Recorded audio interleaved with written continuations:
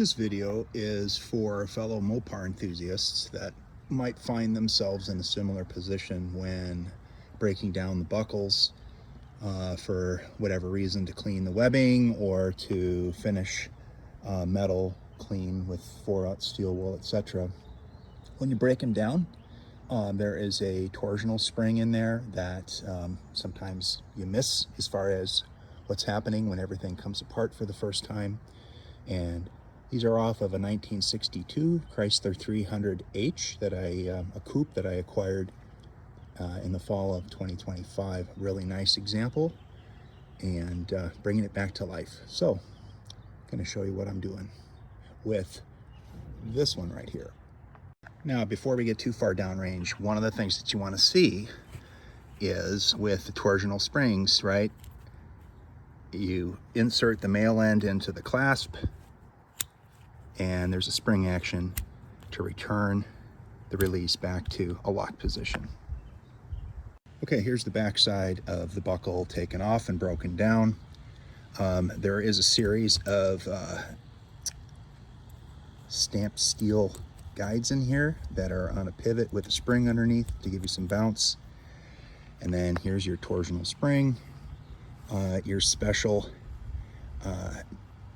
bolt here. You see it's special based on that feature right there, and also on the end. And then on the end here you have a circlip and another washer. So key is get everything together, lined up, and then you twist this guy 180 degrees or more, depending upon how much spring tension you want in return force. And then you basically set it up with a circlip and you're done. Might be hard to see, but there is a little hole in there right at the base of that circle there, that little platform. So one of those posts is going to go into that, and then the other post is going to go into that guy.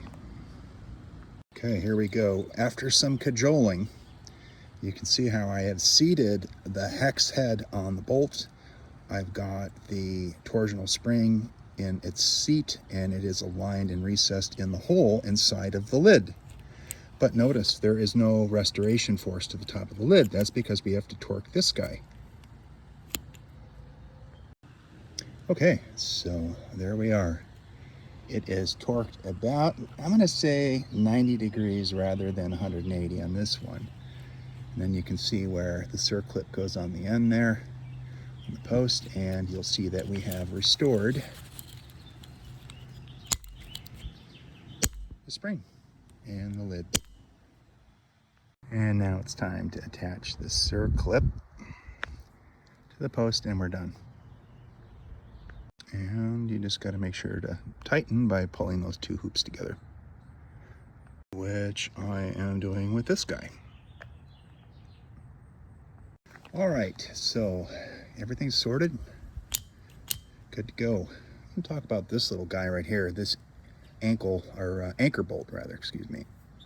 This comes in through a bolt through the floor underneath the car into the rear passenger footwell, and then you've got these crab claws that work their way around and then secure via something that I want to share, because I've seen it done in different ways back in the period with Chrysler when it comes to bringing these together after they're on the captive bolt.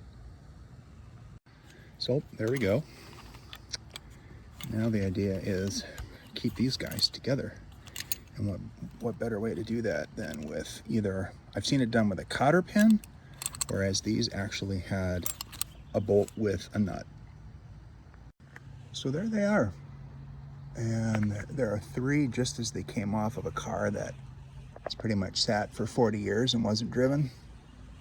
And you can't just put it in looking like that. So notice it's like a locking nut, and that goes right there. And we'll do it now.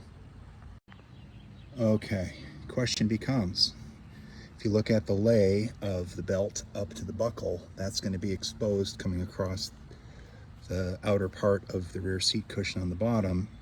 And do you want the Phillips head sticking up like this, maybe for a more finished look, or do you go with the nut? I think I'm going to go with the Phillips head. let me know, those of you who are out there that know how to do that the correct way. Thank you.